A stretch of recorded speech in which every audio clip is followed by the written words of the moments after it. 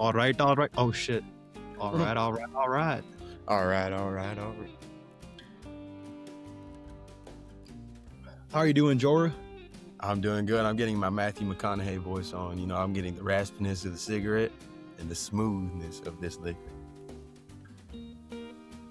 Amen to that. Amen to that. I got my You know Zen that- in. Oh, you got the Zen in? I got my whiskey poured. Okay. My mind right. Okay. You know what they call a Zen these days? They call that an oral green light. I need my woman to give me more of those. Amen to that.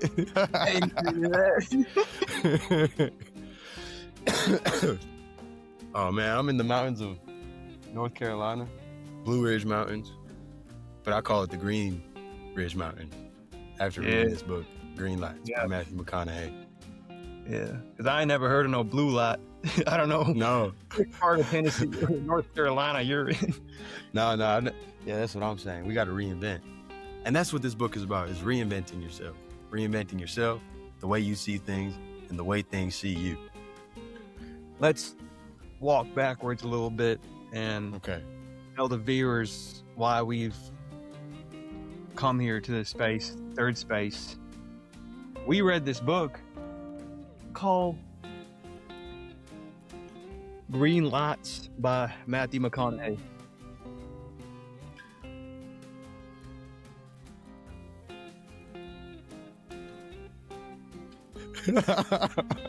No, you gotta come this way.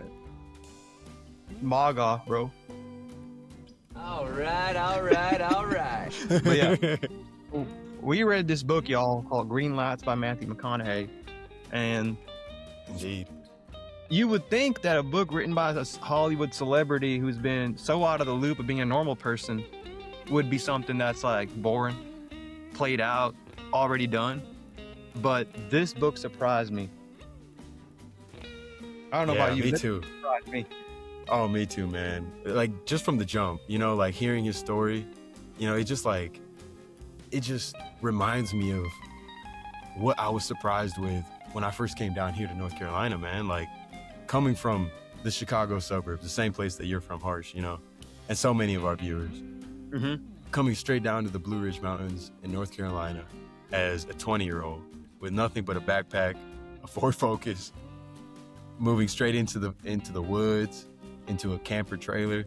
Man, I was shocked by the way that people live simple life with strong values, man. And reading this book just made me like realize that McConaughey is one of these people. He's a simple person at heart, and that's what captured me. It's like, it's almost as if that's the most interesting thing a person can be.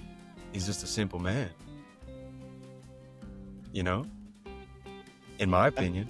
Yeah, because we all go through different things, and if you can articulate it correctly, we all have an interesting life. Yeah. And oh yeah, if you can articulate it right. Yeah. But it is really interesting, like how he led his life, even though he was like in the height of success. Yeah. Like, if you're like the top like rising actor in Hollywood, you really like gonna buy Airstream and just travel around the country? Yeah. Like Timbuktu? Yeah, bro. That's Dude, crazy. could you imagine? Dude, that's fucking crazy that Matthew McConaughey just spent like years and years just like road tripping around with a fucking dog. But yeah, dude, I fuck with the hat, man. Thanks, man. It's from, you wouldn't have guessed it, but Australia. Oh shit. Very fitting, very fitting. Okay. In my culture, they call a kangaroo a green light. This might be kangaroo leather, so I'm sorry for the vegan. Yeah, we are not vegan friendly on the third space, unfortunately. It's a little too restricting, Yeah, we are accepting of vegans. We are because accepting of vegan. More meat for us. That's right. That's right. That's a green light right there. You know, life is full of green lights. It's packed full of green lights. Keep the buns. That's how I like it. Yeah. That's right. That's right. Yeah. Oh, man. You know, it's so funny. You know, Harsh, tell me if this is a weird thing right now.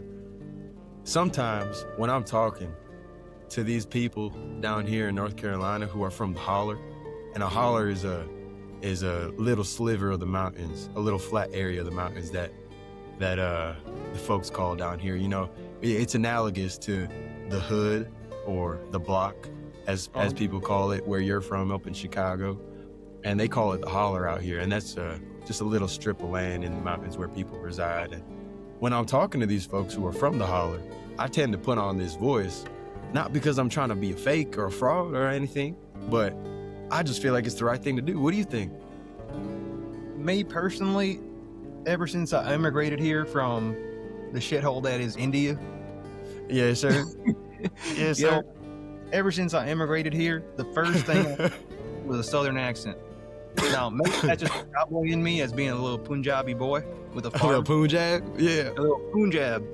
But I'll tell you this much, there ain't one thing I connected with more when I moved out here than being a cowboy. Amen. Because, like, to our core, that's Punjabs. Punjabis. That is Punjab. We are the cowboys of India. We are cowboys of India, yeah. Yes, sir. Amen to that. Hey, let me get a drink. To that. Cheers. Yes, sir. Cheers to that one. Yeah. Green light. Green light. Yeah. Oh. I never knew a green light could taste so good. That's right. Green light, green lighter. That's what I'm talking about. Hey, and you know, the more I drink this, the more I'm seeing green lights all around me. You know, me too. That's what liquor tends to do to us Punjabs. You know, we got a long history with liquor. Yeah, dripping with that whiskey. Yeah. All right. All right. Man, isn't it crazy, dude? Is that his most popular thing?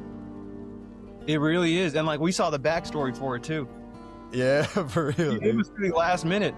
So for those of you who don't know, if you've seen the movie Dazed and Confused, he was on set and he was supposed to do one little scene. He's in film school and they're filming Dazed and Confused, which is a great movie. I recommend everyone go watch that.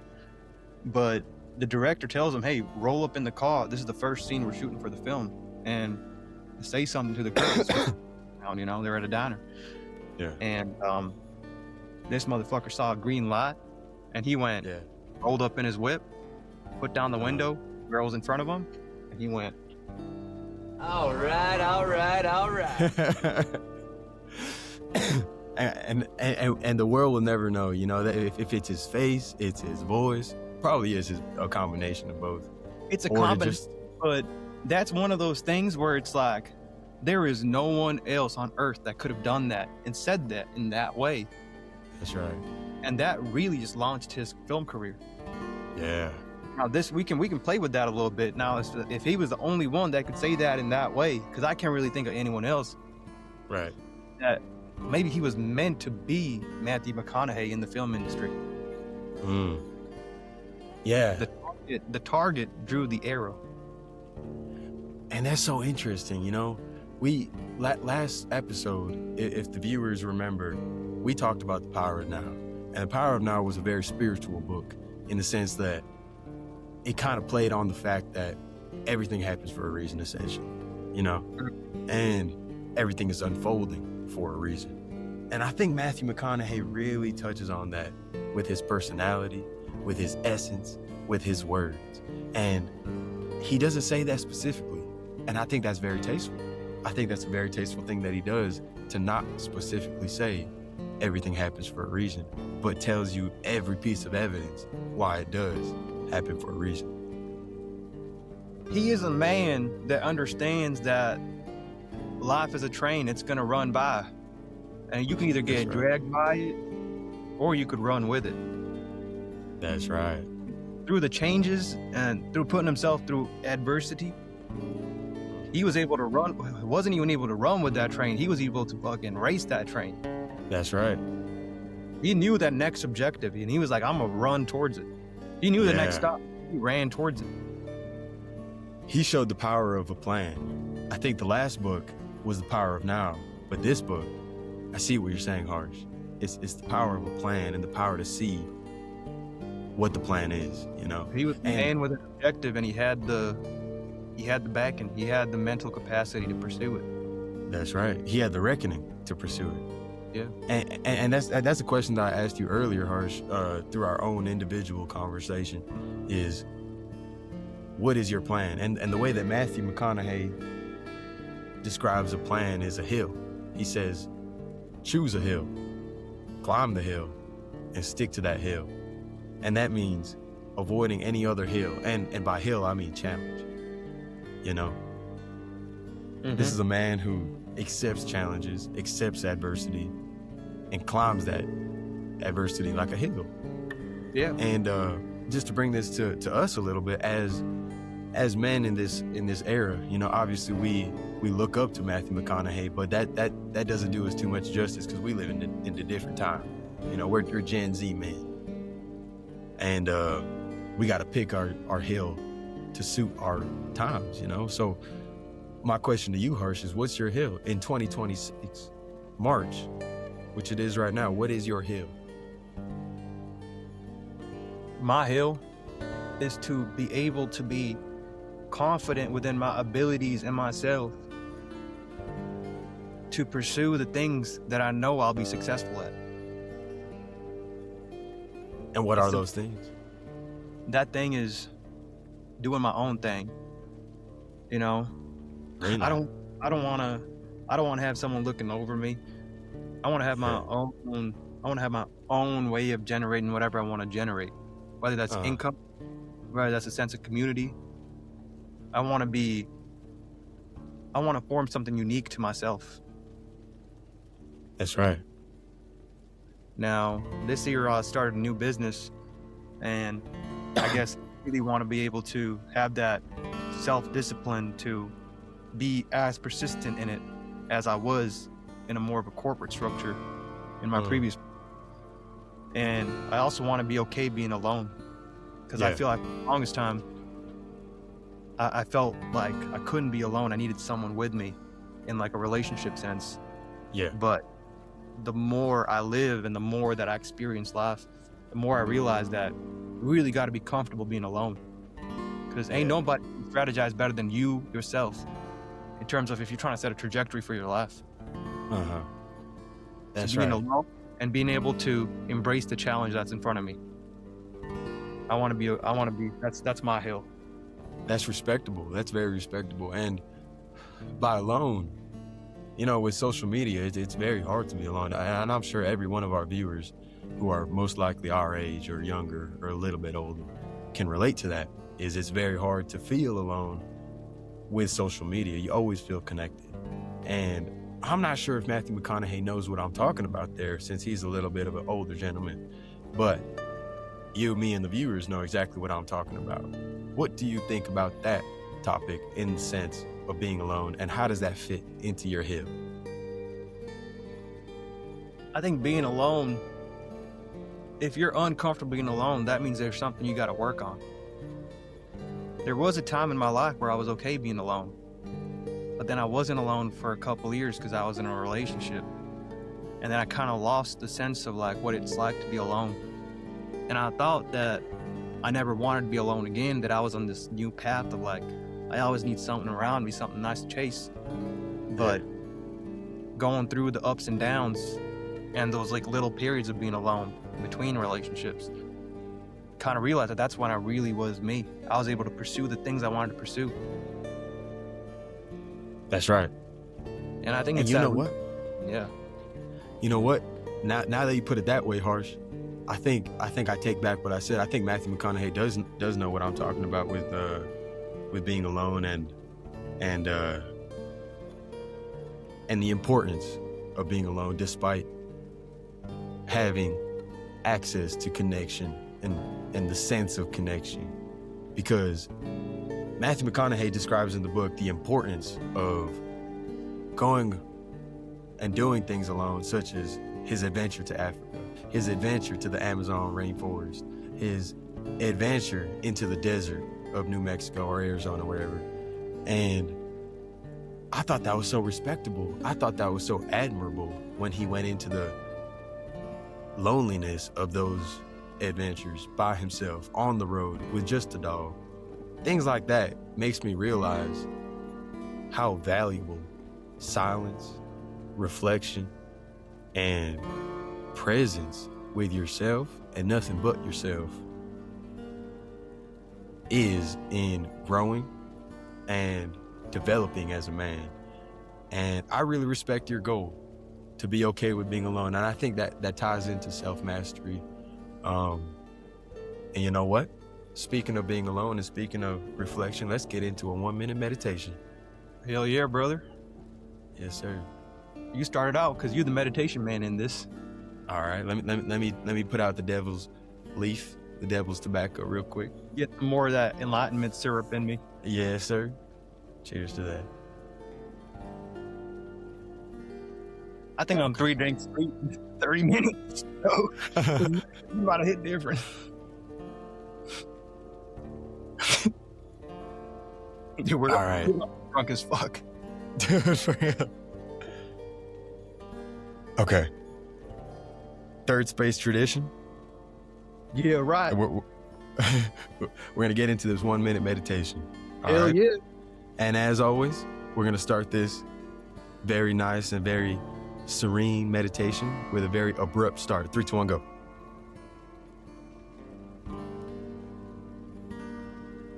All right, that's enough of this hippy-dippy bullshit. Let's get into the real question now. All right, I'm turning Southern accent off. Back to normal. All right, back to normal. So now that we tapped into the spiritual realm, let's think about some thoughtful exercises to think about through this spiritual lens that we have just gained through this 1-minute meditation. Now, the question of the day is gay son or thought daughter? Now, this is a question I've answered a lot, so I've got my answer down. But I'm gonna have to go with gay son. Me too, bro. Cause I feel like I would have the gay son that don't really act that gay. Yeah. Have like a little whiskey with each other, you know? Yeah. What about you, brother? Would you rather have a gay son or not, daughter? Bro, I would 100% have a gay son, bro. For real, dude, bro. Nobody wants a hot daughter. They just tell you, bro. Yeah. Dude, yes, bro. I feel like there's nothing wrong with being gay, honestly, in my opinion. There really isn't, bro. No, dude. There's really nothing wrong with it. I feel like it's been proven scientifically, socially, emotionally. There's nothing wrong with it. Historically too. Yeah, like if you look at ancient Greek, bro. Ancient Greece, they thought like the definition of beauty was like a man. That's why like all their sculptures were like that.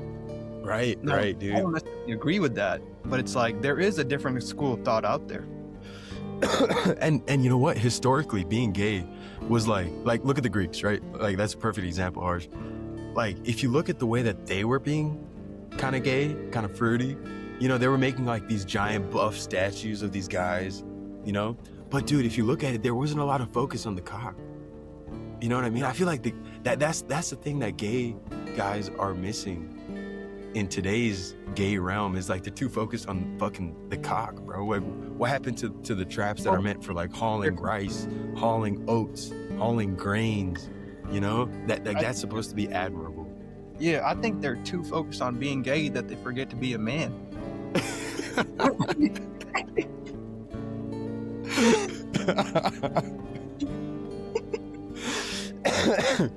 They forgot that's a part of the equation. That's right. But I can't really speak much on that, but I would have to go with gay son. Gay son. I think gay son is a green light. I think gay son is a green light. Healthy, successful son is a green light. That's right. Amen to that. It can be, but happy, healthy, successful. So I don't think I can meditate if I'm drinking. Me neither. I was holding Me neither. My thing with me is like when I drink, like I'm always smiling, and it's so like I was meditating. I could feel myself trying to hold in the smile. Dude, that's the thing. I feel like with the third space, you know, we take things seriously, but also we don't. But I think it's important for us to like recognize the fact that you can't really meditate while drunk, you know. It's just not going to do the same thing. We don't recommend it. Don't do it. The only reason we're doing it is because we read this specific book, which again was Greenlights by Matthew McConaughey. And I just feel like it was right for this occasion. I agree. I 100% agree. Yeah. But, so Greenlights is the title for the book. And he goes into that. That's something he goes into a lot in the book, of like a green light, a yellow light, and a red light. I had some definitions written down, and I'm gonna spit them out to you, and then I'm gonna ask, in your life, when did you give me an example of a green light, yellow light, and a red light? Okay, Actually, no, I'll do it differently. But yeah, you'll see. So a green light is a moment when life moves in your favor. You have success, clarity, opportunity, and alignment. Do you agree? I 100% agree. I couldn't agree more. Yellow light is a period of uncertainty or tension that requires patience, awareness, discipline, and they test you before you move forward. I think that's only a yellow light if you're positive enough, because I can see the yellow light being worse than the red light. But go ahead on the red light. Yeah, we'll get on that. So red light, setbacks, pain, rejection, obstacles. Yeah. They feel negative in the moment, but often redirect, protect, or prepare you for something better. Yes, I 100% agree. That's a red light. But back to my original thought process on that whole thing is I genuinely enjoy red lights more than yellow lights. Yellow lights for me is, and I know a lot of people in the audience can relate to this, but yellow lights are far worse than red lights, because at least red lights, you know that it's a red light, you know that it's a rejection, and you know that you need to move on. With yellow lights, you're stuck in this limbo. And I don't know if you know what I'm talking about.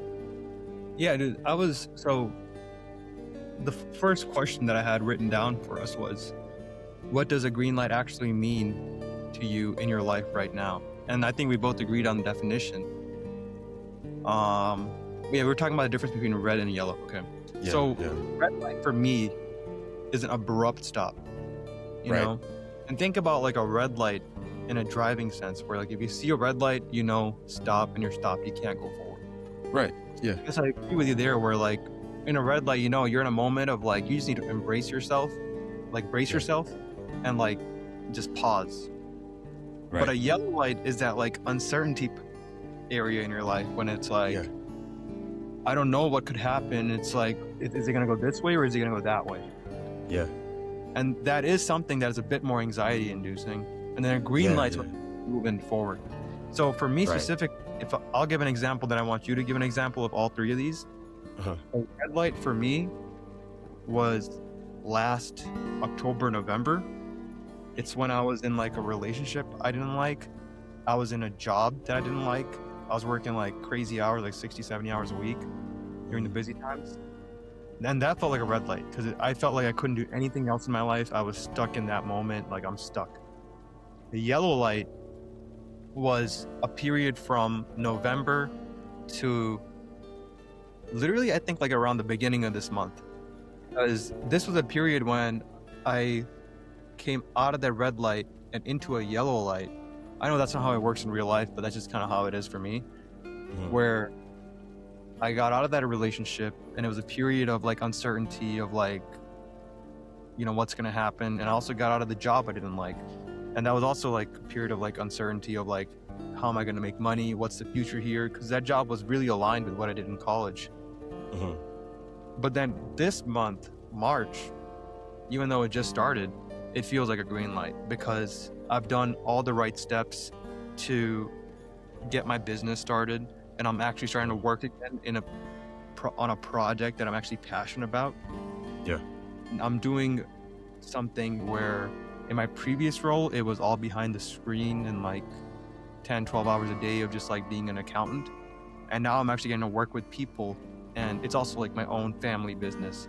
So I feel like control. So I feel like now I'm like starting into the green light where I'm catching the momentum. Yeah. Okay, that's such an interesting point that you just made, because I see this all the time, especially nowadays when people talk about, and they won't specifically label what I'm about to say as a green light, but when I'm looking at videos on Instagram, TikTok, social media in general, and I see all these people who are like, I'm going to start this business, I'm going to start this routine, I'm going to start this adventure. It's always, they're describing green lights and it's inspiring, but there's always a sense of passion behind it. And my question to you, Harsh, is, can we have green lights the way that Matthew McConaughey describes green lights as go, go, go, without passion? I think the way a green light works is you gotta have a red light and a yellow light beforehand. You need a period of stop and like hurt, feel the pain, whatever it is, relationship, job, family, whatever your hurt is, feel it, and then understand that something needs to change because you can't keep living that way. Then you transition into a yellow light, right? And then that green light, that go, go, go passion, that passion comes from not wanting to experience that red light pain again. You're like, I gotta do something, you know? Yeah, like I gotta change. I gotta do something. I mean, that's just what life is. It's like you'll make a decision, and then I would say not every decision we make is the right decision. Like the major we have in college, the job we get out of college. But it's like understanding that even though I'm at a red light right now of like, I feel like my life is hell, it just means that I'm about to enter into a transitionary period, a period of change, and I should welcome that change. We shouldn't be afraid of it. That's right.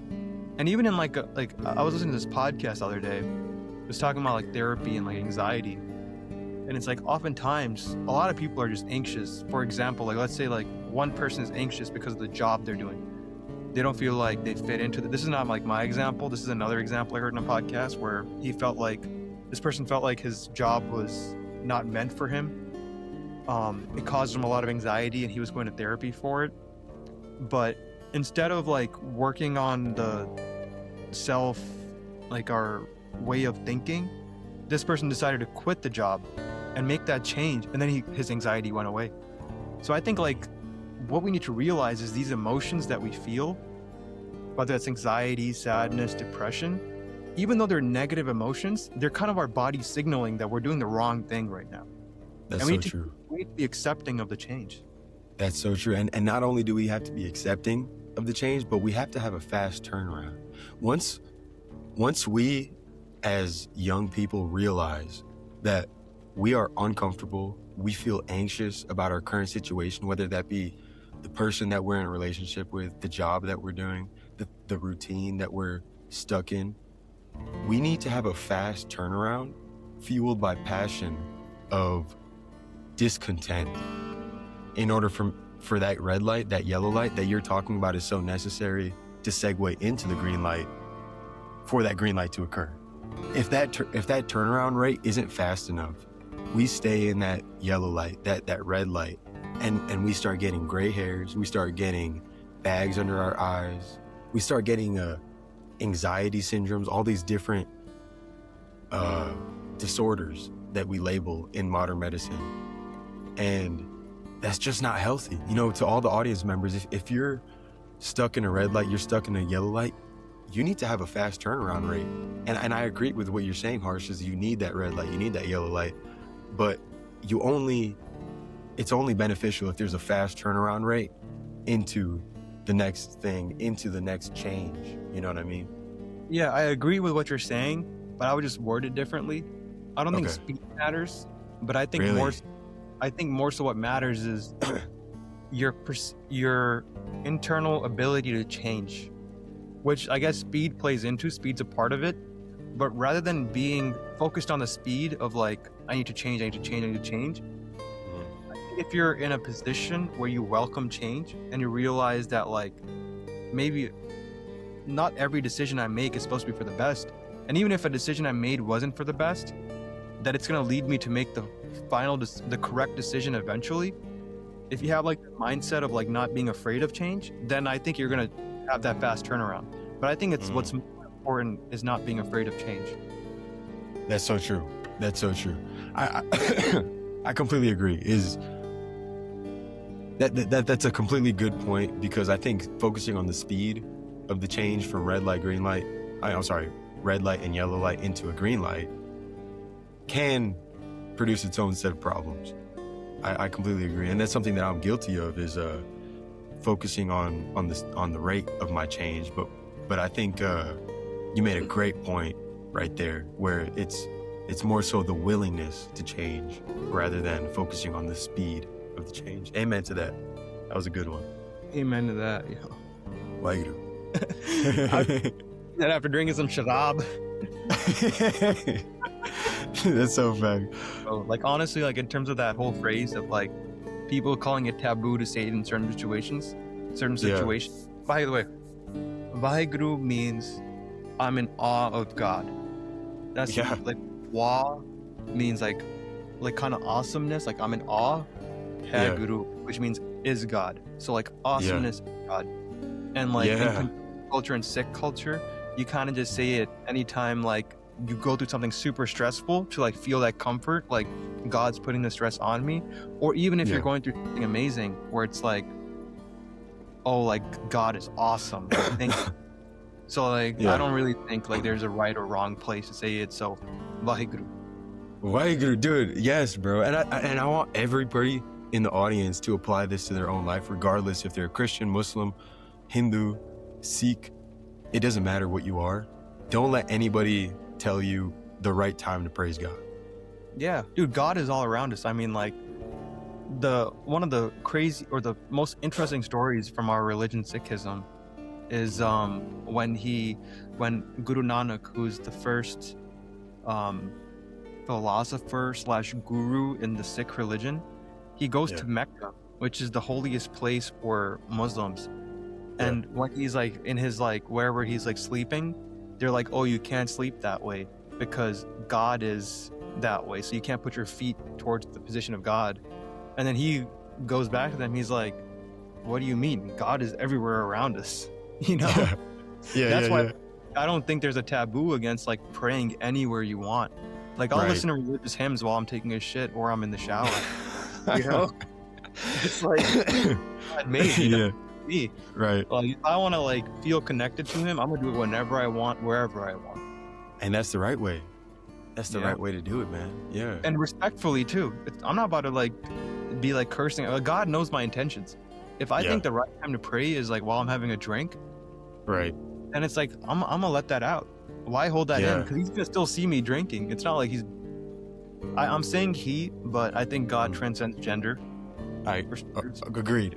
Good clarification. Yes. But I just feel like it's literally everywhere, all around. Like God, like to think that.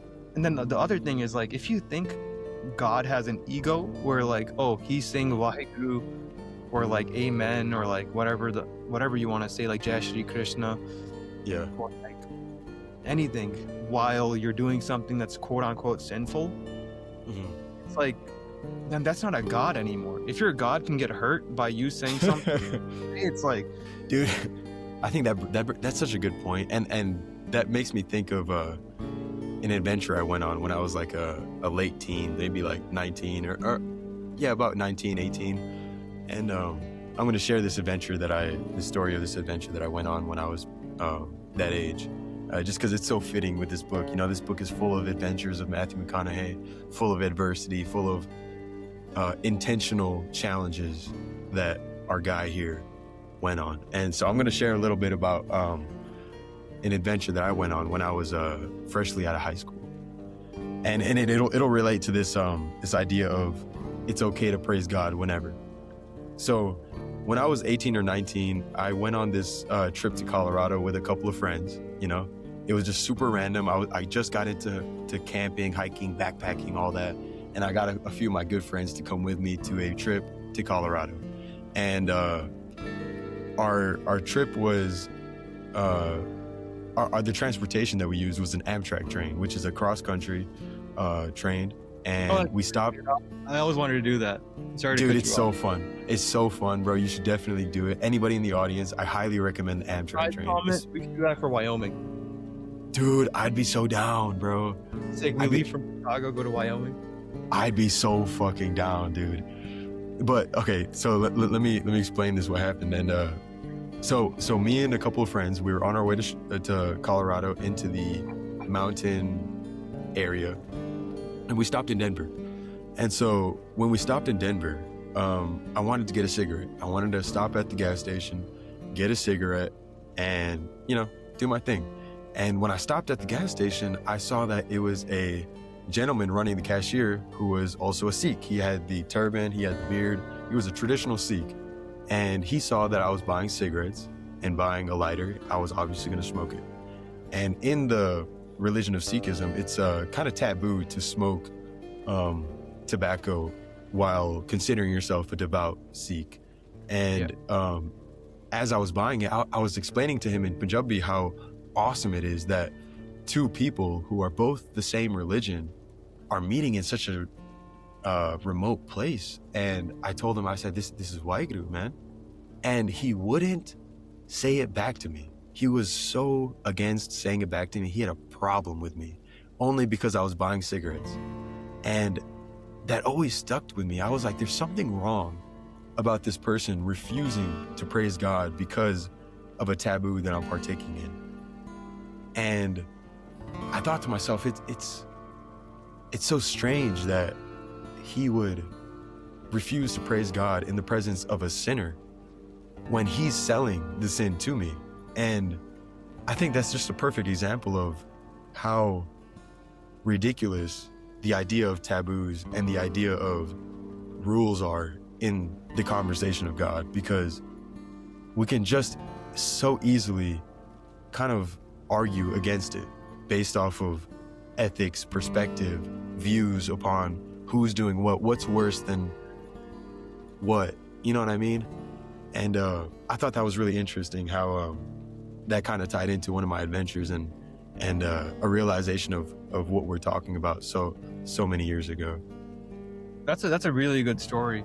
And you know what, like, I think the reason why he felt that way and why a lot of people who subscribe to any religion feel that way is that concept of structure, like that mental space of like, this is right, this is wrong, no matter what, and having like that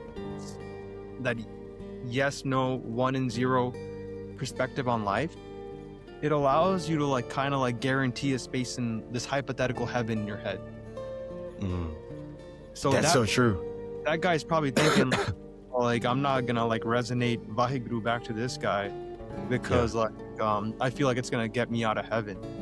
And it's like the way our human brain works, we kind of like selectively pick and choose what's a sin or what's not a sin. We all have like our own interpretation of like sin. I think if you're doing a sin, like if it's actually something sinful, it's something that's negatively impacting someone around you. Like that's the base criteria of a sin. But if you're smoking a cigarette in the mountains, like that's not a sin, bro. Yeah, that's what I thought. You're trying to have a good time. You're trying to appreciate nature. Yeah, and I don't want the audience members to apply this to any religion they're in. You know, like I said in the beginning, whether you're Christian, Hindu, Muslim, Sikh, it doesn't matter. But the thing is, like, it also like specifically pisses me off when it's Sikhism specifically. Because with other religions, they have like a dogma where like you can't do this, you can't do this, you can't do that. Right, it's written. Some aspects of it, but it's one of those religions where it was started in the 1500s, and the first philosopher or guru was Guru Nanak. And if you look at into his teachings, they were relatively loose, and kind of like with each like succession of guru, they kind of became more and more strict until they got the Khalsa, when they were like, okay, you gotta wear a turban, you can't eat XYZ, and you can't do this, you can't do that. But Sikhism as a religion was, in my opinion, supposed to be like an anti-religion. That's so true.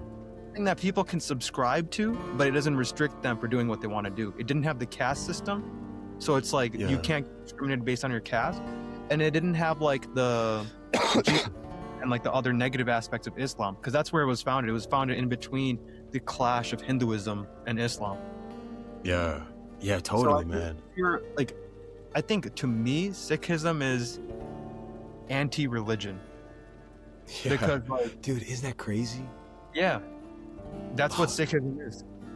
And like the reason why Sikhism was made was because Muslims coming from the Middle East, Hindus at the bottom, Buddhists were there too, but they're not confrontational. But it was mainly like a battle between Hindus and Muslims. And then it's like we do now, like we're in this in-between region of Punjab, which is bordered against Pakistan, which is now half of Punjab in Pakistan now. The other part is like this Hindu, which has the caste system. And it's like, it was really built out of like people being like, yo, I don't like this because of XYZ, and I don't like this because of this reason. Let's make something where people can really kind of like just live out their life and appreciate God, which is why like Waheguru, like awesome God. Look how awesome God is. It's a central like phrase that Sikhs say. It's like, I'm just trying to appreciate God, live a good life, and live through the destiny that was already written for me. Without other people. That's why also Sikhism was one of the first religions where like there wasn't discrimination against men or women. Dude, or like you know, the more Harsh, the more you describe Sikhism, the more I am starting to realize that it truly is the essence of being a hippie. Because we consider hippiness to be associated with dirty people, white guys and white girls with dreadlocks. But I really think that Sikhism really embodies that energy because, okay, just from the physical, the external view of it, we don't cut our hair, we don't cut our beard, we don't really care about what we look like, and we are simply focused on the energy of the one, Ik. And I think that's the essence of being a hippie, and that ties in perfectly with this book, Greenlights, because I think Matthew McConaughey is one of the biggest hippies. I honestly think that he would be super in favor of Sikhism if it was to be properly explained to him. Yeah, Sikhism, like I said, it's anti-religion. And you were saying this part, which I really liked, where it's like, that really is the core message of everything, that everything is intertwined. All our, like a modern phrase is like plot. Like this person has plot armor. Have you heard that before? Where it's like this person plot armor. No, I've never heard of that. ELOT, like a plot in a movie. Armor. Oh, it basically okay. There is a destiny for this person, so they are protected by this divine energy to fulfill that destiny. And I feel like that whole concept of oneness basically gives everyone plot armor, because if my actions impact how you're gonna have your day tomorrow, what I say, it's like we all have plot armor. We're just living out the life we're supposed to live out. I feel like when you describe that, Harsh, all I can think about is the power of now. Yeah. You know, you're the person that put it in my head that free will is a delusion, and that free will is actually more harmful than it is helpful in believing that we have free will. And I think that the idea of plot armor that you just newly introduced to me right now is kind of a term that encompasses giving up our free will in order to accept the natural unfolding of events in the full faith that it's serving us. I mean, circling back to the book we just read, Greenlights, like if you look at the way he became a successful actor, it was calculated in the way where, like, I think the only way his success was calculated was based on when his dad said, "Don't half-ass it." When he told us, so like some preface. Matthew McConaughey, out of high school, back from the Australia exchange program, he's going to college, and he's deciding he's going to be a lawyer because he's a good he's good at making an argument. But then like a year or two into law school, he's like, I kind of want to be an actor, because he's tried something out with theater. I can't really recall right now. But then he's like, okay, I have to tell my dad since my dad's paying for college. And he was super nervous because his dad's like this super like paternal figure, like this like person that highly regards. And then he tells his dad, and his dad's response is, just don't half-ass it. Yeah. You know, and like I feel like that was the only thing that he really like kind of like focused on. But other than that, if you don't focus on that one thing, everything, and that's also something that was external to him. That's something his dad said. So that's something that God could have told his dad to say. But his success was not calculatable. Like, it wasn't like he's like, I'm gonna talk to this director on, like, let's say if he was in the modern world, he wasn't like, I'm gonna reach out to this director on LinkedIn and then I'm gonna get this role, this part of high school, this part of Hollywood, then I'm gonna grow my career that way. Even the way he lived his life, when he started getting that initial success in his career, he was like, you know what, I'm gonna travel around the country. He did it a different way. Yeah. He had confidence in his plot armor. Yeah. Dude, that's so true, man. And look at, not only you, Harsh, but the audience too. Guys, look at where that brought Matthew McConaughey. Look at where not half-assing things and just being fully involved and less impressed and less beneath your experiences takes you. Look at where that takes you. I mean, look at where it took Matthew McConaughey. Think about where it has taken us in our life when we were less impressed and more involved. Not half-assing things, but fully engaging in the task at hand, in the adventure at hand, in the challenge at hand. Look at where that takes us. Beautiful things. This podcast was started by you, Harsh, because you didn't half-ass it, because you were like, you know what? We're going to do this and it's going to work and it's going to be great. You know? And we're sitting here. Like, I don't care if the audience listens to this. We're going to do this forever. Like, once a month, dude. Forever. So, like, we're eventually going to find some motherfuckers that like this. For real, bro. Dude, I love it. I love it, bro. Oh my God. I love it too, bro. I'm so happy we did this. But back to what you were saying. Can you just repeat, like, the basic, like, thing you said before I cut you off? Yeah. I'm also kind of a little drunk right now. Dude, I'm a little tipsy too, so I'm gonna have to try to remember it. But plot armor, dude. And we didn't have that. Not half-assing it, and what that means in terms of just fully accepting the moment. Because you brought up the idea of plot armor in relation to Sikhism, and the idea of ik, you know, oneness, yeah, oneness, and I kept is oneness. That means that, like, our actions are predetermined, so that, like, we can have whatever the progression that the universe needs to happen. You know. So I think it's important. You know, it's great to talk about these idealistic things that are obviously the right way to live life. You know, if we're trying to truly live by the books that we're reading, The Power of Now, the Greenlights, then it's obvious that we need to have some plot armor. We need to be in the now. We need to not half-ass things. But it's not that we need to have plot armor. It's we need to recognize that we have plot armor. You know, we already have it, but we gotta have. And then now this ties into, like, the deepest core of every religion on earth. We gotta have faith. That's what plot armor is. It's faith. Faith in what?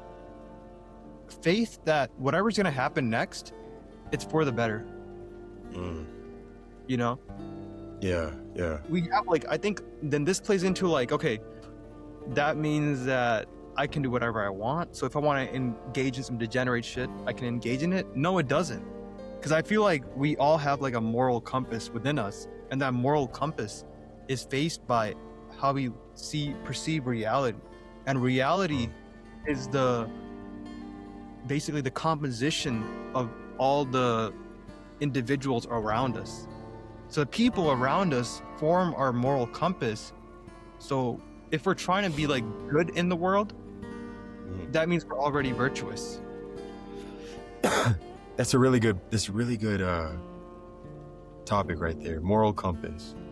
Because I think that it's so interesting how Matthew McConaughey had such a strong moral compass. And I feel like the beginning of the book, the intro, kind of explains the basis of his moral compass, the American traditional values of his moral compass. And I can't help but ignore, I can't ignore the fact that Matthew McConaughey is extremely American. And a lot of his decision-making is based on traditional American values. And I think we should talk about that for a little bit, because both of us are obviously Punjabi. You were born in India, and you had 9. Your earlier part. Yeah, since you were 9, and I was born and raised in a Punjabi household, and I think we should talk about that for a little bit and how liberal Punjabi household. Your parents are chill as fuck. Super fucking chill. Hold on, we're gonna talk about that. We're gonna talk about that in depth. I gotta go pee for a little bit. Okay, so in terms of Matthew McConaughey's upbringing, okay, I think that's such a crucial part of this book, Greenlights, is keeping in mind his upbringing in the intro of the book while reading the rest of the book. Because I genuinely think the book doesn't make sense unless you read the intro, you know? Oh shit, there's a fucking moth that went straight into my drink. Fuck, extra protein. Okay, but I want to do a deep dive into why me, Jorah Warkano, Harsh Kano, are so intrigued by this man, Matthew McConaughey's upbringing and life.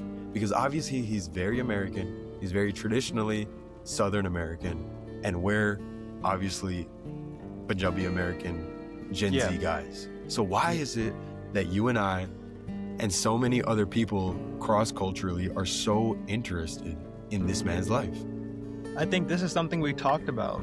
So before I say what we talked about, I'm just going to say, since this is sort of like a book club, we have weekly reoccurring meetings where we meet like every Sunday typically, and we talk about what we read that week. And one of these meetings, we talked about how he was talking about his experience from early childhood to basically high school graduation and then his foreign exchange program. Right. And we talked about how like reading about his childhood and his like early like teen years and like late teen years, it gave us like an inside lens into like an American lifestyle that we always were external to, like the quote unquote like school. And that's what and he self like describably was that person. Yeah. And, okay. That's such a good point. That's such a good point. I think so to give the audience a little bit more background is during those Sunday meetings that Harsh and I met throughout the month while we were reading this book that he just described is we talked a little bit about how the nature of his upbringing, being like a cool guy, being the top of his class in terms of status as well as performance as well as perception, you know, just being like the cool kid in America was something that was so foreign to Harsh and I growing up because we were so obviously different. You know, we grew up in very American school systems where we were the outlier. We were considered and I'm just going to go ahead and say this. For me personally, I was considered the stinky Indian kid with long hair who was a little bit culturally different than everybody else, you know? And me, but minus the stinky because I used to shower every day. This guy had the hood vent above his stove. I didn't have one of those. Oh shit. Yo, that's gonna break it. So if you're an Indian parent listening to this, get the ventilation system, invest in some candles. It's about your kid. Yes, bro. You need to have that fresh scent.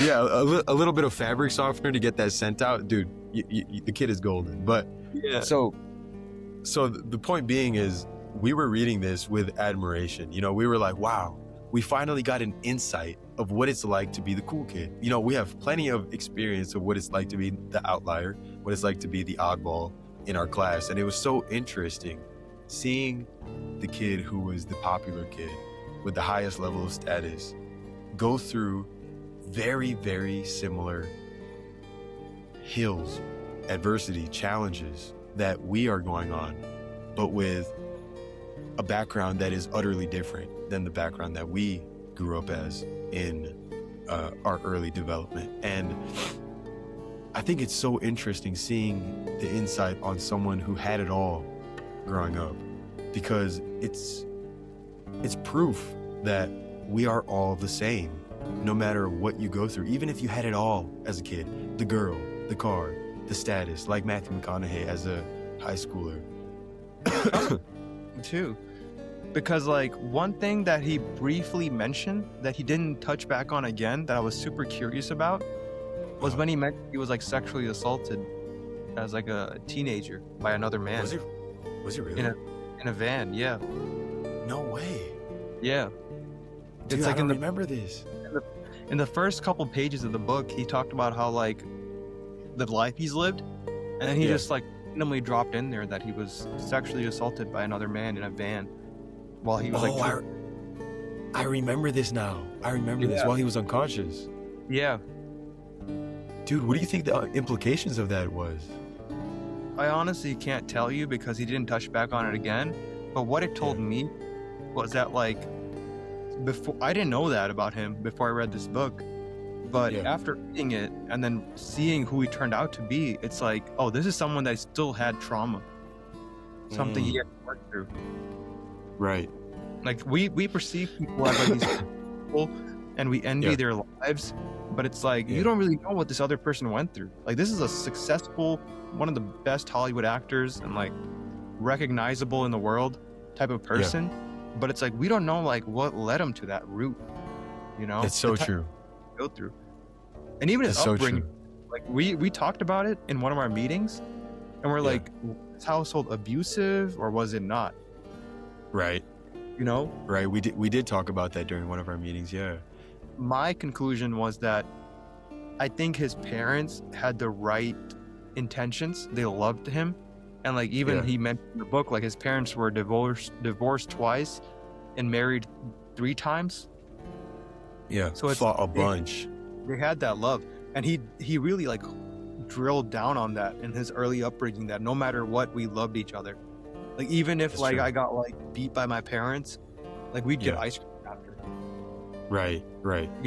So it's like we don't really know what these people go through, but in our day-to-day life, we kind of like we compare our complete life with all the negatives and positives to the best of someone else. But it isn't until you read like an autobiography like this that you realize that like we all kind of go through like our own shit, you know? Like there isn't like a single thing that's perfect. Yeah. And you know what? It was really mind-boggling to me how someone like before you mentioned all of these obstacles that he went through in his early childhood, you know, the potential molestation, the beatings, the hard upbringing from his parents, all of that, you know, like that adds character, that adds a sense of searching that it's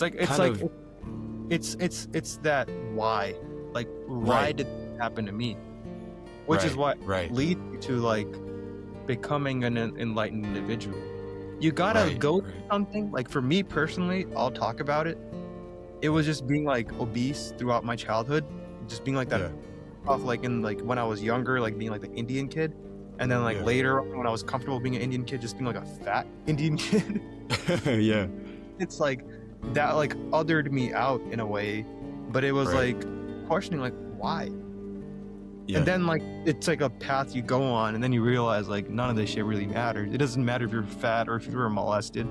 It's like you're gonna grow into the person you were meant to be. Right, but you can't deny the fact that those questions from those traumas or whatever obstacles someone might go through fuels a little bit of searching. I'm sure that's what fueled him to separate himself from that high status individual in high school of having the girls, the truck, whatever might be important to kids that age, to let that go and search in Australia, go put himself in these challenges that are very obviously not necessary, but to him it very much was. To Matthew McConaughey. I think he didn't put himself into the challenge that was Australia. So this is gonna play into like the divine plan of like you can try to predict what's gonna happen, but you don't know what's gonna happen. So essentially, out of high school, he knows he's gonna be a lawyer, but he's like, let me do a gap year and like do like a foreign exchange program. And he has an option between like, I think it's like some type of Norwegian country and then Australia. And he's like, let me choose Australia because beaches, bitches, and booze. Green light. Green light. Shit, I'm gonna go to Australia, you know? And he was into this as like as like a popular high schooler, like Mr. Prom, whatever the term is, like most voted most handsome in high school, and like his like brother's doing successful in his business, and he knows he's about to like be a lawyer, and like he knows he's on the right path. So he goes to Australia, but what ends up happening is instead of it being like this like booze and bitches culture, he's like stuck with this conservative ass family that's not even near like a major metropolitan area, so he can't even like leave that. It's like way like hours away from the nearest city, and he's like stuck there with his own thoughts for a year. Right. And I think that was something that was divine intervention that allowed him to like have a period where he could self-reflect. And for me, I related to it because that's how I felt during the pandemic, where it was like a year of self-reflection. Like going into it, I was like this like fat high schooler, no real like ambition. But then like that time to myself to be able to like think about like, okay, this is who I am now. If I want to change that, how do I do it? You know, that thinking. And like even like when he was talking about like how he used to like listen to certain music just in the bathtub and just like he turned vegan, I really related to that because during the pandemic I became like an insane minimalist. I got rid of my bed. I got rid of like any possession that I didn't regularly use, and like my room looked like Gandhi's room. Like I'll put a picture of Gandhi or really? like whose room, but like I'll put the picture of the room up here. Yeah. Super minimalist room, just like something on the floor. And like I had to go through that like period of self-reflection to be able to like have a better understanding of what reality is. Yeah. And I think he went through that unintentionally when that Australia experience ended up being not booze and beer, booze and beer and like bitches, but like it was like a conservative cold where like he didn't feel comfortable and like there was nothing to do around there. Yeah. But for me, dude, that was that's so interesting, man. It's such a strange thing that we're trying to put into words here, Harsh. It's almost as if we have no control. He was alone. We have no control. Yeah, we have no control. That as well. That's just the base philosophy of like the universe knows what you need to become, and it's gonna put you to the ringer until you become that person. That's right. But the other part of it, he was also alone in that period of like secluded from society, like a involuntary pandemic before a pandemic. Yeah. Because he didn't like the people he was with, like the exchange program people, the family he was with. But being alone with his thoughts kind of like really forced him to change who he was. That's what that circles back to what I was talking about earlier about this year. I really just want to be alone and just like pursue those challenges that are in front of me. Yeah. Dude, it's so important. It's so important to journal and document what you learned from those experiences of divine intervention, in the sense of God giving us challenges to work through. Because obviously you would never have, I'm sure during that time period of you having that Gandhi phase of like letting go of any attachments or anything that you don't use regularly was only so easily recallable because you journaled about it, I'm sure. Yeah, I used to. So my thing with journaling, I don't journal every day, but I do whenever I feel like I'm in a transitionary period in my life. Like I recently, like for me, a journal entry, it's something where I know I should write this down. Like I know I'm in like a phase where it's like, this is important. Because I feel if I journal every day, then it's like every day is pretty routine. At least it's pretty routine if you're trying to work towards something. But whenever you go through a hiccup or like you learn something new, I feel like that's when you should journal. And I did 100%. journal, and like reading back those journal entries, it really like teaches you like the main thing it shows you is like, am I still that person or am I something different that I was trying to become? And if you recognize the same person, then it like motivates you to try to do something differently. But if you're a different person, it makes you appreciate the journey, so you don't even mind your past. Yeah. Dude, that's so interesting. I think that everybody, including ourselves and the audience, should continue to journal anytime they're in a period of yellow and red lights. Change, you know? And Right. And I remember for me personally, Harsh, like back when I was going through the pandemic, I got my hands on roughly a half a pound of mushrooms. And I was about 17 years old, junior year of high school, with half a pound of mushrooms in my room alone. And I shit you not, Harsh, I filled up an entire notebook full of pages every time I did a trip. I probably did I think I did the math on about roughly 100 trips of mushroom during the pandemic. And I did a journal entry for every single trip, Dude, reflecting on what I learned. I like, tell me more about this. Tell me like what these taught you. It was fucking insane. I pretty much broke down every single stereotype I had about myself and anybody else that was negatively holding me back. Any assumption that I had about other people and myself, and how that created a closed-minded view of social life was pretty much broken down during those 100 mushroom trips when I was 17 years old. And that was so important for me to be a catalyst into moving to North Carolina, starting this farming journey where I came out here and started farming and got really into health and nutrition and trying to spread awareness on that topic. It pretty much made me a more human person.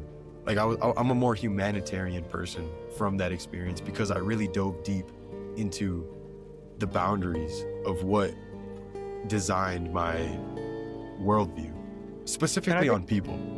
I think that's why, like, me and you, we have dynamic and we can really talk about shit without having to worry about like judgment. It's because you through that mushroom period when you're in high school, and I went through that. I think we really started connecting when both of us met after we had both gone through some spiritual journeys.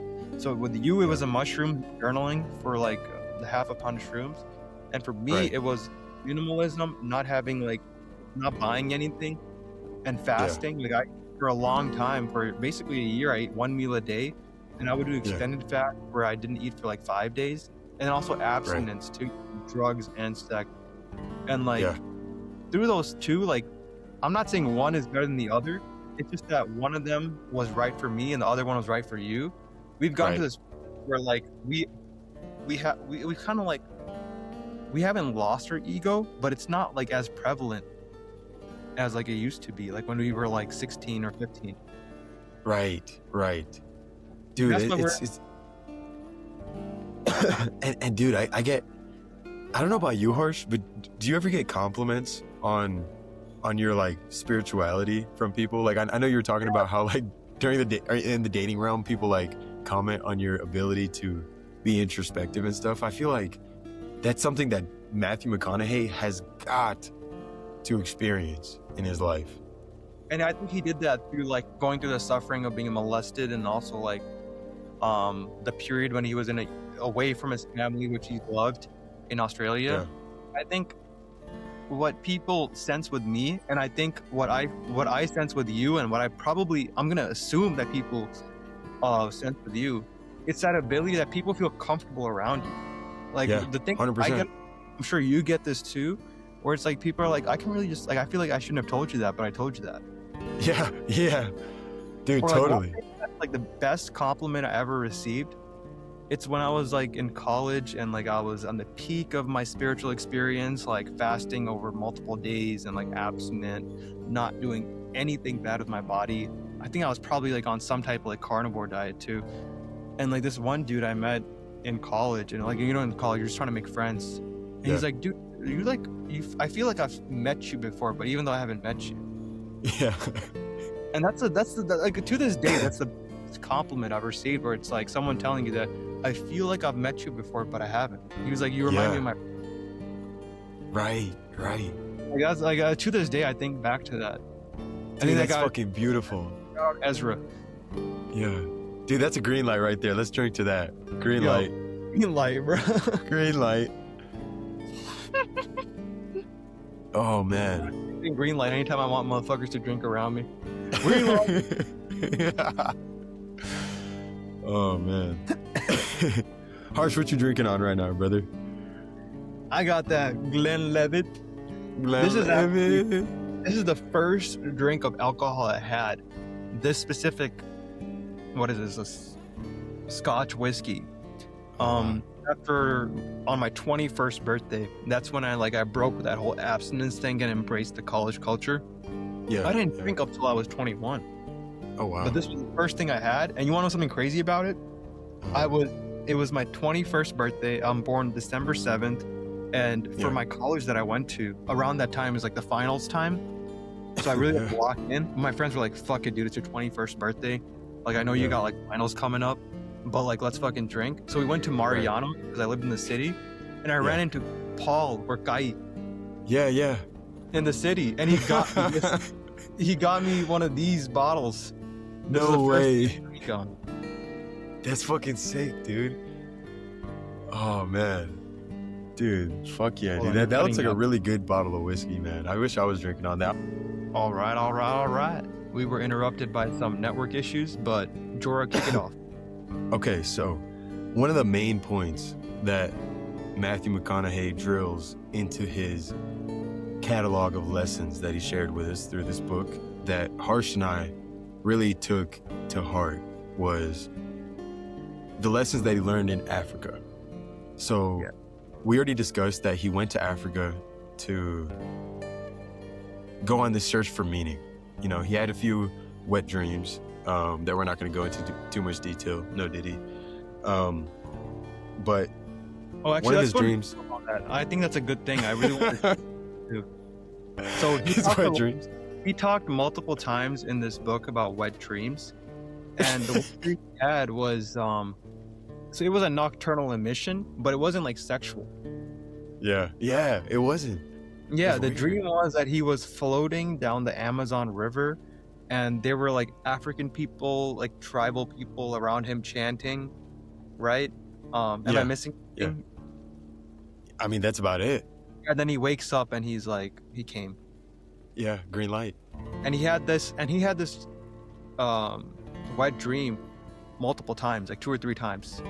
Yeah. And like the trips he did to the Amazon and to Africa were based on this vision. Like he wanted to live it out because he thought it was like deeper signal from the universe. Yeah. Which is also like, I also want to put out there that he's also someone, which I think is important. He's like a spiritual person. Like he believes in signs and omens. Right. So Jorah was talking about how he went to, so first he went to the Amazon in the first part of the book, but then he went to Africa to follow this dream of the tribal people because he had it again. So first he went to the Amazon because he wanted to go down the river to find meaning in it, and he did find meaning in it, and we won't touch on that. But then the second part of it was the African tribal people, so he went to Africa to see what this dream was trying to teach him. And now pick it up where I left off. We're about like Africa. Yeah, no, when he was in Africa, he learned a few really hard lessons in a very rash and abrupt way. One being his interjection in an argument between 2 African men, where they were obviously to Matthew McConaughey arguing about right or wrong. But when he interjected, agreeing with one of the sides of the argument, they both looked at him, telling him that their conversation wasn't about winning or losing the argument, but it was more so about understanding the other. And when he interjected saying, oh no, I relate to this person, this side of the argument, they both looked at him being completely a little bit disappointed in him, in the sense of like making him understand that it's about understanding rather than winning the argument. And he took that into heart. I think that that's one of the main lessons of his Africa trip, is that it's more important to understand the other rather than reign victorious in the argument.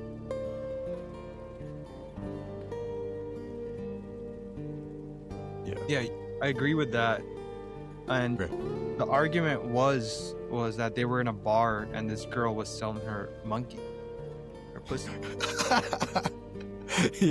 Yes, sir. And then so he was with 2 African dudes. One of them was like his guide, and the other one was like the friend of the guide. And they were talking back and forth, like oh, like this isn't right, and the other one was like, it's fine, like, you know, this has been happening for like centuries.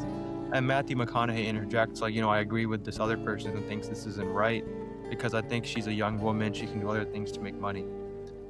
And then that's when like the conflict arose. It's when he decided to put a right or wrong to the statement.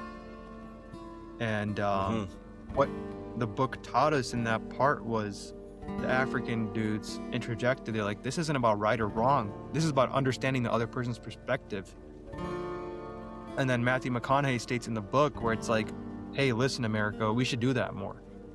Yeah. And I think this time of like super partisanship of like Republican, liberal, it's like, instead of being like, I'm right, you're wrong, it's like, let me hear you out. What are you trying to say? Like, why do you believe this so much? Yeah. And I think if we lead discussions with like the perspective of understanding rather than winning, we would be in a much better place. Yes. And I think what that essentially is, Harsh, is prioritizing the internal journey over the external journey. Because being right or wrong is simply a vain task. Egotistical. It's egotistical. It's more so about how you're being perceived. And that ego is there if you perceive free will. Like, I am thinking of these thoughts and I'm saying these thoughts and I'm doing this argument because I am I. Right. But in reality, it's a bit more different. It's like, if you perceive the other person as like another entity who's giving you a different perspective, then maybe you could turn around and change your mind. It's like, you got to be open to that, or you're not in an argument, you're like trying to be in an echo chamber. Yeah, man. Dude, there's so many instances in my life specifically where taking the stance of understanding and making that my priority over being right has served me so well. And I'm sure you and everybody else in the audience can relate to that, you know? We need to accept that we're stupid. Like, I used to like think like, oh, I'm this like smart guy, like I'm able to like see through shit, like I'm enlightened. But it's like, you're not enlightened until you accept you're stupid. Yeah. And I think that's kind of like the moral of the story. Like, go into it willing to change your mind. Any like type of debate or like even like a conversation you're into, don't go into it with like, I'm right, my way of thinking is right, other person's wrong, I'm gonna prove I'm wrong. Go into it like, let me understand this other perspective. Like, be intrigued, less impressed, more involved. Amen to that. Amen. Green the other light. thing, I want green light, drinking time. Oh man, I love drinking at red lights or green lights when I'm driving. The Africa trip was one of my favorite parts too, but what I really liked was the fight that took place. Oh, me too. So, when he was in Africa, he was going by an alias of an American boxer. And then while he's staying in like an African village, McConaughey gets into a heated confrontation with like a local man who's like the champion wrestler in the area. Yep.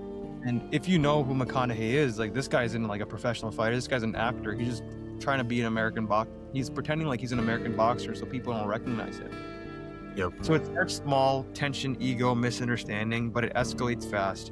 The man challenges him physically, and instead of backing down, Matthew steps into it and they fight. It's not about winning. It's not about dominance, like in like a Hollywood sense, but it turns out to be about respect. And after the fight, there's no lingering hostility. There's acknowledgement.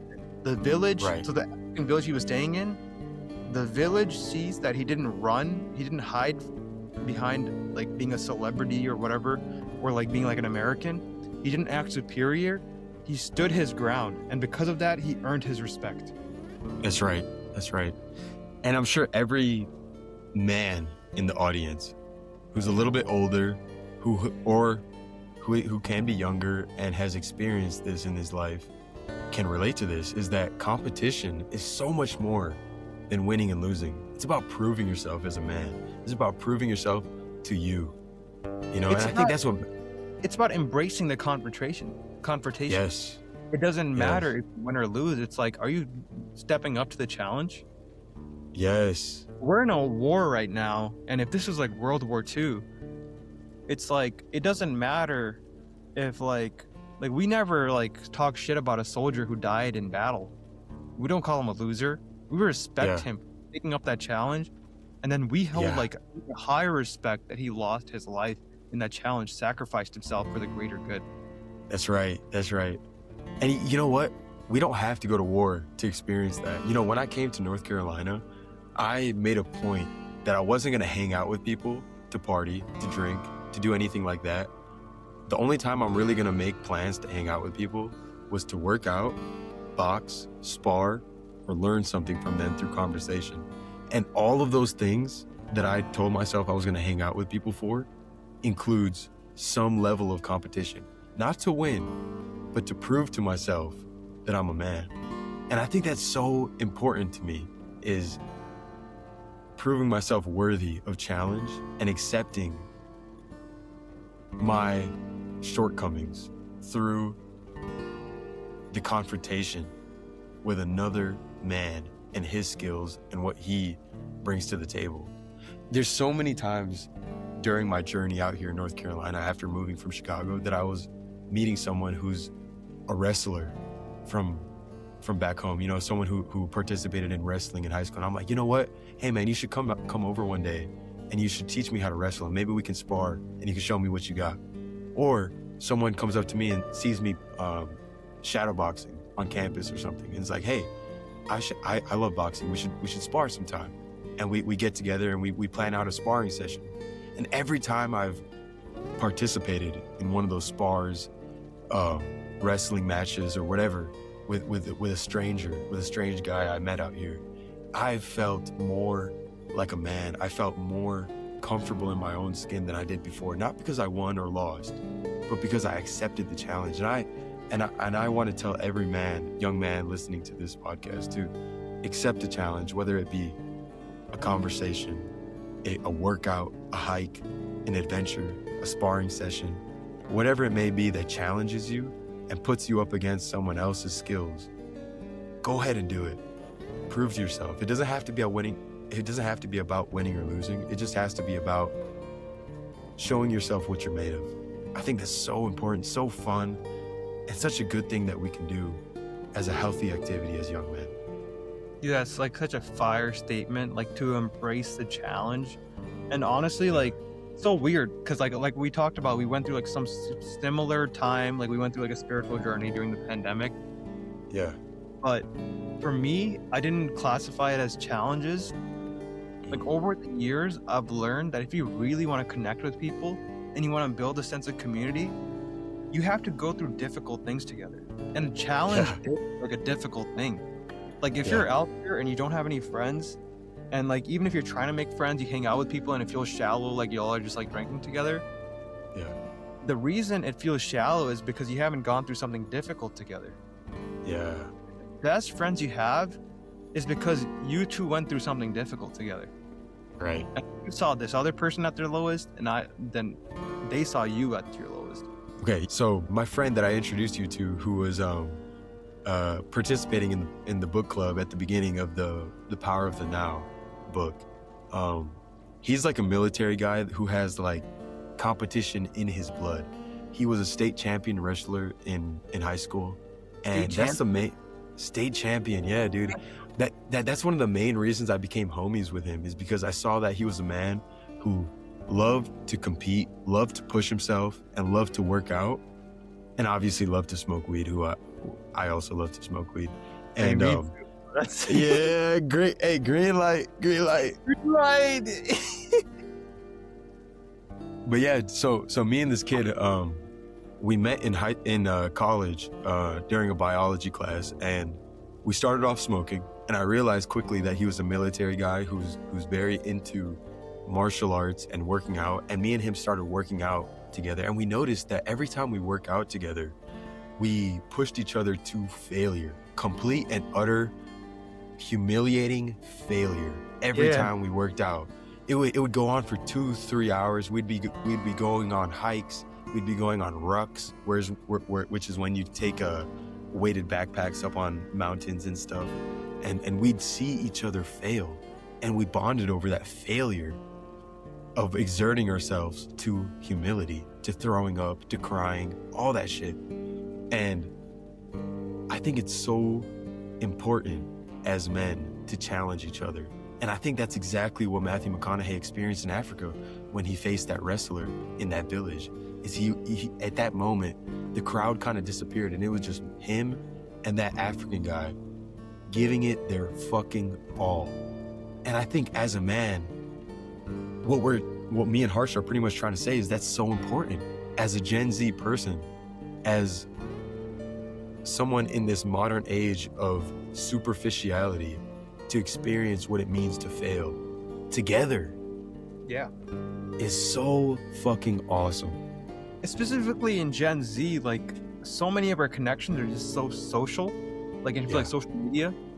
Yeah. And like even with me and you, like me and you had like a certain type of connection, but it wasn't until we went through that 3 or 4 day hike in Tennessee or North Carolina, like, and it was like difficult for me because I ended up packing too much weight. Yeah, me too. And like it wasn't until we went through that allowed us to like grow our companionship to the point where we felt comfortable enough to start a book club, then which led us to now start this podcast.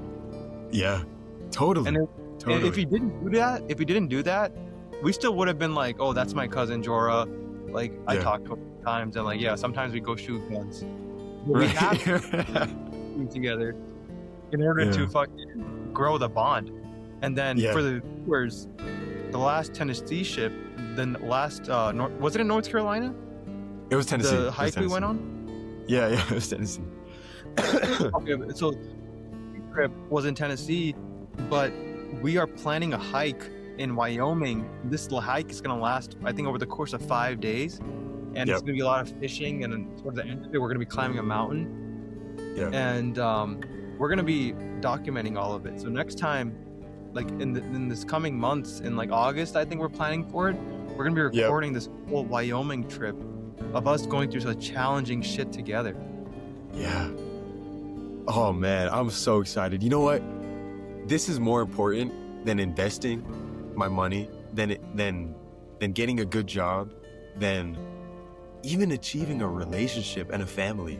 To me, what's more important than all that is challenging myself and experiencing what it means to be on the brink of failure in terms of physical, mental, emotional, and ultimately spiritual categories and feelings. You know, like as a man, that's really what motivates me as a person to keep going. I want to talk a bit more about hiking and like camping in general. Go ahead. Please where do. I feel like in this modern world where we're so connected digitally, to be able to take a break from that and go into this environment where you don't have any cellular reception and you're just with your homies, and you have an objective and you're like trying to like go towards it. I feel like it's a therapeutic thing that I think every man, woman, they, them should go through in like their like early adulthood or even hobby. I feel like it's a good cleanse to have in this like environment where we're just surrounded by distractions, to be one with nature again. Because if you look into like religion, most of the religious like discoveries, like the burning bush when like Jesus is in the middle of or Moses is in the middle of the desert, or even when Sikhism, when like Guru Nanak goes in the lake, comes back an enlightened being, a lot of the spiritual and like these discoveries that we need to make to feel more fulfilled in life, they happen in nature. And to make a good sense of community and friends, you need to do difficult things together. And what's the best thing you can do that combines both those together? It's find like your best friends and be like, yo, we're going to fucking Tennessee next month and we're gonna hike through the fucking mountains for 3 days. Yeah, dude. You don't need fucking therapy. You don't need a blue chew. You don't need fucking you don't need ayahuasca. Like just pack some you don't need this shit. You don't need this shit either. This is fun when you've gone through it and you want to record a podcast or you want to have a good time. But a certain point in your life, You got to get a group of motherfuckers together, no matter what you are, and you got to go in nature, and you got to experience nature on a yearly basis. That's my prescription to everyone who's listening to this podcast. Experience nature to the rawest extent. That's a green light if I ever heard one. Yo, green light, brother. Green light, brother. Amen. Waheguru. All that. Ooh. I need some more. Oh, man. In my life. I opened this bottle when we started, so let's see what damage we're about to do to this. 1, 2, 3, 4, 5, 6. I'm already halfway through. Oh shit, let me catch up. I gotta slow my roll. I got a red light on my horizon. Yeah, this is a heavy pour, brother. All right. Dude, that was such a fire bar that you just dropped right there about nature, camping, and finding yourself through that with the homies, man. Yeah, dude, it's cheap, it's free. Like, just get the fucking tent, get your fucking flashlight, and go out there and just be in Earth. We're no longer connected to Earth. We have home, we have technology, that's it. But we forgot that 100 years ago, if motherfuckers wanted to go from fucking Tennessee to Illinois, they had to go through a whole path with a fucking horse to get there. That's right. Dude, Harsh, I think this is a perfect opportunity for you and I to explain our goal and our mission in terms of investment properties, in terms of broader spectrum, zoomed out goals of ours. So Harsh and I really enjoyed our Tennessee trip. We really enjoy looking back into what we've been through and what really resonates with us in terms of giving us green lights. And one thing has always been nature. So Harsh and I both have kind of played with the idea of being like a capitalist, corporate guy who kind of focuses on making money, doing the traditional route. 2 years.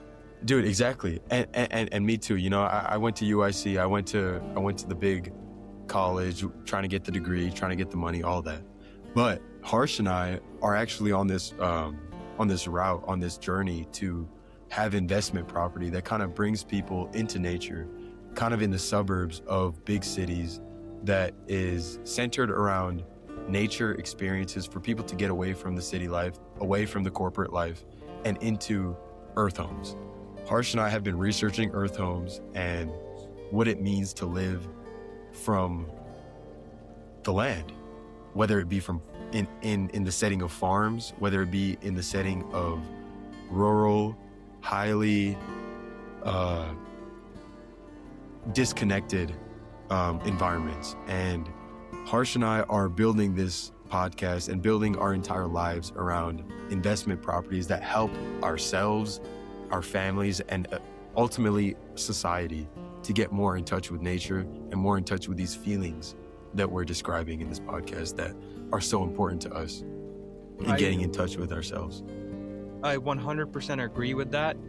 And I want to preface that by saying that the current business I'm in is real estate. Like, I'm a real estate broker, and I'm also learning about mortgage laws, and like I'm becoming a mortgage broker.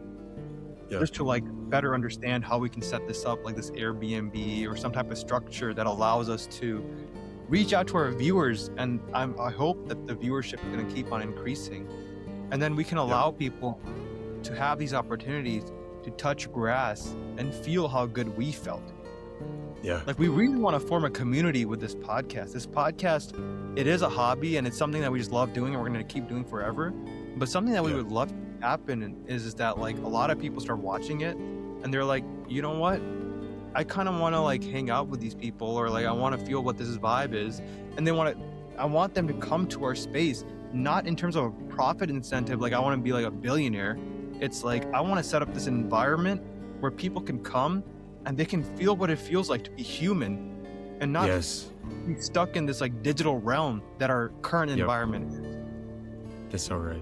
If you look at our day-to-day, like, you're in a different spot, you're in North Carolina, and like you're probably much less into this. But if I see people around me and I see like even little kids growing up, we're forgetting what it is to be a human. We are 100%. So trapped in the digital realm. We're driven by algorithms. The restaurant we eat is going to be dependent on the stars it got not the vibe it gave off when we drove past it. That's right. And like this circles back to like the Greenlights book. It's like that one time when he couldn't find park. So Matthew McConaughey, he starts building esteem in his acting career, and instead of getting like a crazy house in Hollywood, he gets like a trailer. And he decides to drive around the country and be a nomad. And like in that part of the book, the way he saw like people interacting with each other and the humanity that he witnessed with like these crazy life stories of like the widowed husband who lost his wife like years ago, but he's still single because he still loves her so much, or the woman who got stuck in a small town because she had a one-night stand and that went south and she never saw the guy again and she didn't know who he was. It's like, I feel like every time Moore's law progresses and our fucking chips get better, AI gets better, like we're progressing on one side, but the side that is humanity, the human experience, we're decreasing on the other side. So with the internal experience. Yeah, the internal experience of what it is to be a human. So the reason we made the third space is to discuss the books we're reading and to be able to like spit this out in a Gen Z way to people. But the second side of it is we really want to grow this, that it becomes something where people can come and experience it, and we want to sell the human experience, basically. Yes. Yes. I feel like every day we get further and further from the human experience. The human experience never accounted for the fact that we were going to have 8-hour average screen times. Yes. Like, we carry this fucking brick with us everywhere we go, and if we want to make money, we have to have this brick with us. And like, if we want to be digitally relative, we got to have social media. If we want to date, people need to see like our digital presence and see like what type of person this is. And if you want to date, there's no more like third spaces where people can go out and date. You have to go on a fucking dating app. We want to eliminate that. We want to create an environment where people can be human and like really be one with nature and down to earth. That's right. That's totally right. And the essence of being human is presence. Because we have a gift as human beings that no other organism on earth has. And that's the idea of presence. And that can be achieved in a social setting, in third spaces just like this. And we can use digital spaces just like the one that we're using right now to speak to each other to achieve that. And not only that, but we can dig even deeper and access the present moment in these digital spaces. And I think that's where we're heading. And I think with that being said, we should have another moment of reflection, a 1-minute meditation right now, where we reflect on the present moment while we recap this episode. 3, 2, 1, go.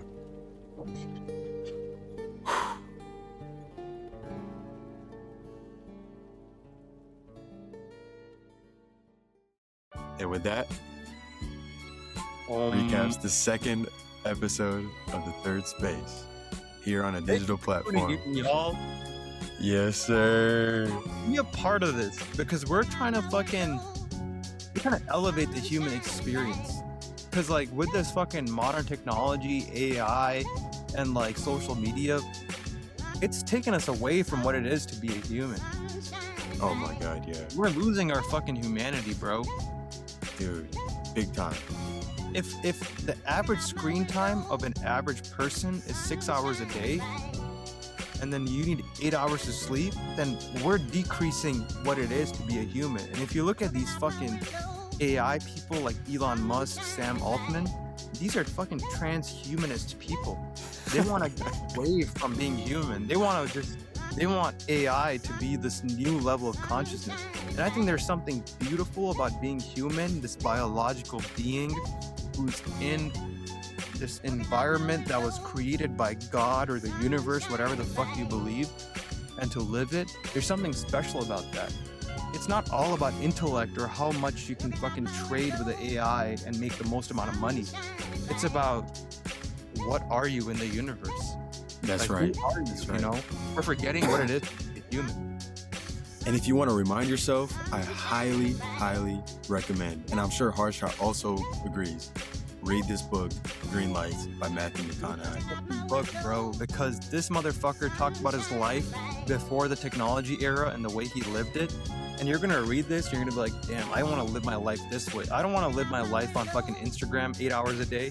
I don't want to doom That's right. I want to live my fucking life, yo. Yeah. I want to fucking Airstream travel around, meet random people. I want to not. I want to go into fucking situations without an ego, and I want to just fucking experience life. Dude, amen to that. Greenlight. Money doesn't fucking matter. What really matters is experiencing this human condition, yo. Greenlight. Greenlight. Yo, green light is that. Cheers.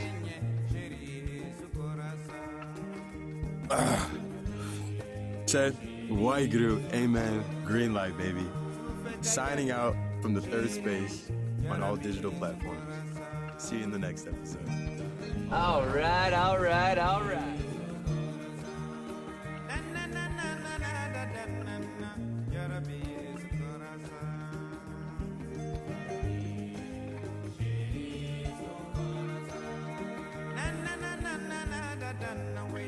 Gotta be